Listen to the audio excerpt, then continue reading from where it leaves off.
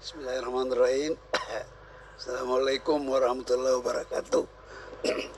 Karena menunggu lama suaranya hilang. Minum dulu, minum. Boleh. Dah cukup.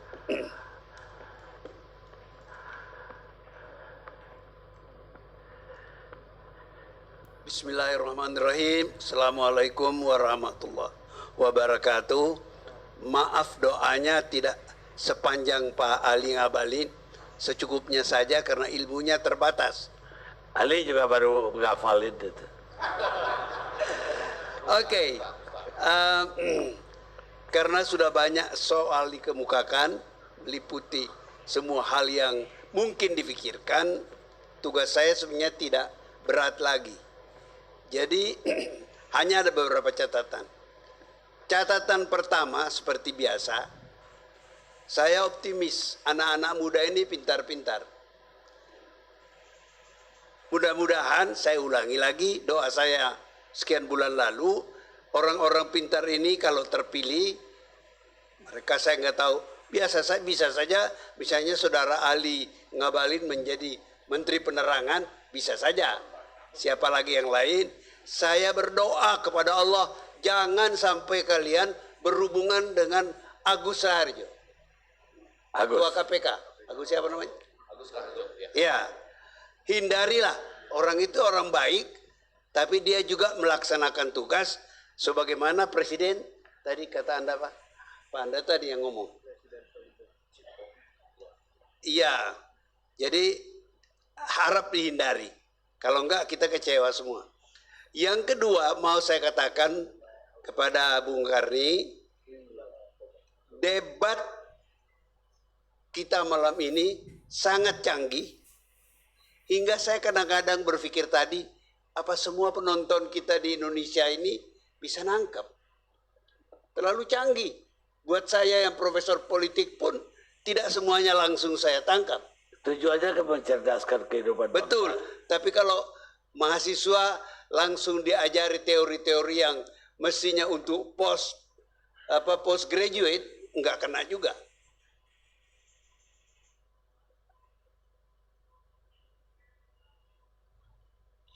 Saya juga cemas, jangan-jangan debat yang canggih ini juga susah dikunyah oleh para calon presiden. Mudah-mudahan bisa mereka kunyah. Jadi pikiran-pikiran Anda itu berguna, bukan hanya bagi seorang ilmuwan politik seperti saya, tapi para politisi itu yang akan memperebutkan kekuasaan tertinggi negara kita. Yang berikut yang saya mau katakan, salah satu bagian dari diskusi yang tadi diperdebatkan soal emosi, adalah tidak tepat membandingkan Jokowi dan Prabowo soal emosi. Ini soal kultural. Prabowo tidak tumbuh di dalam budaya Jawa. Dia bapaknya Jawa memang. Tidak tumbuh dalam budaya Jawa di mana Jokowi dibesarkan. Saya kebetulan pernah sekolah di Jawa Tengah, persisnya di Solo 3 tahun. Jadi saya tahu banyak lah mengenai soal ini. Di Solo itu, dan ini mungkin Anda bukan kali ini Anda dengar, orang kakinya diinjak pun minta maaf. Budaya itu tidak dekat dengan Prabowo. Nah, apa artinya ini? Lihat aja Pak Jokowi. Kita harus sensitif untuk menangkap dia kesel, dia marah. Tidak terbuka. Sama dengan Pak Harto dulu. Pak Harto tidak pernah marah, keras. Dia cuma bilang, apa itu tidak mengganggu ketertiban? Panglima tahu, diberesin. Mengganggu ketertiban. Kira-kira begitu. Jadi sebenarnya itu tidak bisa dibandingkan.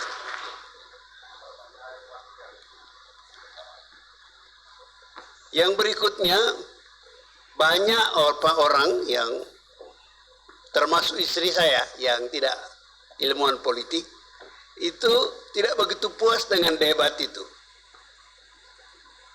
Kenapa?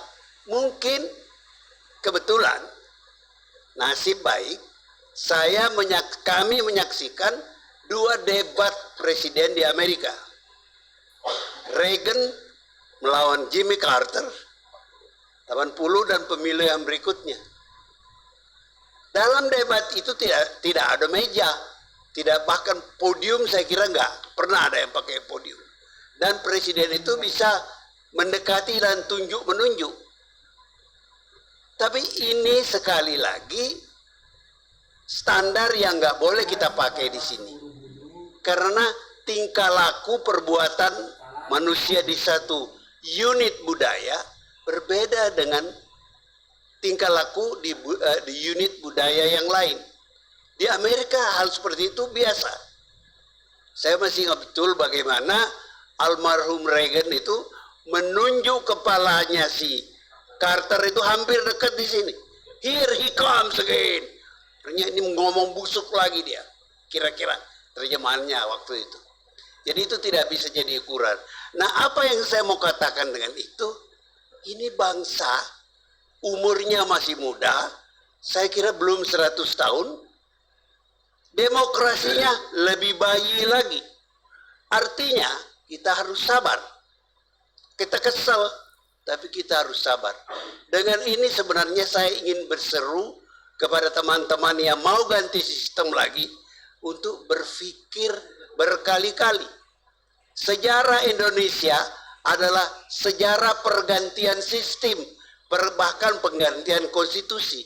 Coba lihat, tahun 45 merdeka, Undang-Undang Dasar 45 berlaku.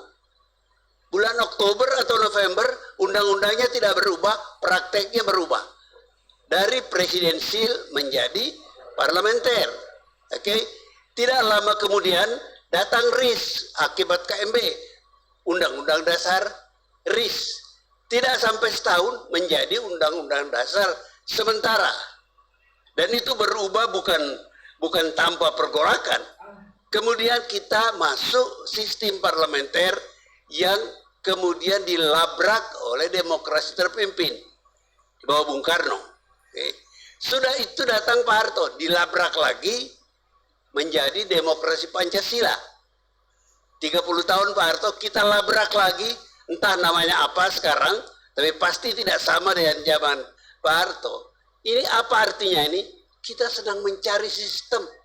Sebab demokrasi prinsipnya boleh sama di seluruh dunia, prakteknya lain-lain. Jadi kita sedang mencari sistem untuk sesuai dengan budaya karakter kita. Perhatikan misalnya, budaya Bung Karno berbeda dengan Pak Harto. Bung Karno itu diwarnai Jawa Timur. Beliau orang Jawa Timur. Pak Harto berkuasa, ya Solo. Bapak Habibie lain lagi, Gus Dur lain lagi, singkat-singkat. Tapi itu tidak membantah kenyataan bahwa kita ini sedang mencari sistem. Jadi pikiran-pikiran yang Anda kemukakan yang macam-macam itu, marilah kita pertimbangkan dengan baik. Sebab mungkin sistem kita yang ada sekarang ini sebentar lagi akan kita ubah. Mungkin. Mudah-mudahan kita ubah dengan cara beradab. Tidak perlu memerlukan kekerasan, tapi berdasarkan kesadaran. Ada yang lebih baik daripada apa yang kita praktekkan sekarang ini. Masalahnya memang untuk itu diperlukan pemimpin yang kuat. Kalau pemimpinnya tidak kuat, tidak jelas apa maunya, dia akan terombang-ambing. Dan pemimpin yang terombang-ambing akan mengorbankan rakyatnya. Jadi sebenarnya apa yang kita ada alami sekarang ini adalah satu proses revolusi kebudayaan, proses revolusi peradaban dalam rangka kita mencari diri kita ini siapa, apa yang cocok, apa yang kita sepakati bersama. Begitulah saya menafsirkan apa yang terjadi sekarang. Jadi kalau mahasiswa saya dan ini selalu terjadi, selalu bertanya, kenapa Pak reformasi jadinya seperti ini? Kalau saya kesel jawabannya, merdeka saja udah bagus. Artinya jangan menuntut terlalu banyak, bekerja lebih banyak, jangan menuntut terlalu banyak. Kira-kira begitu. Nah, saya ada beberapa saran kecil yang sebenarnya sudah pernah saya kemukakan di tempat ini juga untuk mengurangi ketegangan politik. Maka usul saya sekali lagi, masa jabatan elected politisi yang dipilih dibatasi 1 kali. Jadi kata petahana hilang dari kamus politik kita. Dibatasi waktunya, ya 1 kali, waktunya boleh ditambah. Dan banyak negara yang melakukan itu. Misalnya presiden bisa 6 tahun, bisa 7 tahun. Ya, Prancis, ada Filipina juga begitu. Jadi kita tidak sibuk petahana itu mengumpulkan duit untuk pemilu yang berikutnya. Oke. Jadi tidak terlalu ribut. Sudah jadi 1 masa jabatan, dia menjadi warga negara terhormat, meninggalkan legasi kepada pengganti-penggantinya. Yang kedua yang saya mau sarankan, berdasarkan pengalaman, besar dugaan saya, kecurigaan saya, bahwa salah satu problem yang kita berkelahi, ribut, dibatasinya orang menjadi calon presiden. Berapa? 20%. Nah, karena kurang orang yang dapat kesempatan, jadi kesempatan itu menjadi mahal sekali, dan orang berkelahi untuk itu. Dan itu mengubah watak kita. Karena kalau kita tidak kebagian, 20% itu mengubah cara kita memilih, berkoalisi. Yang tidak kebagian itu belum tentu puas. Karena dia potensinya merasa bisa, tapi dibatasi oleh aturan ini. Aturan, apa namanya itu? Presidential threshold. Saya tidak berbicara banyak lagi, karena adik-adik saya yang tertua saya kira di sini itu telah berbicara yang baik-baik, yang apabila bisa mereka sepakati untuk dikerjakan, insya Allah perjalanan kita sebagai bangsa bisa berjalan jauh.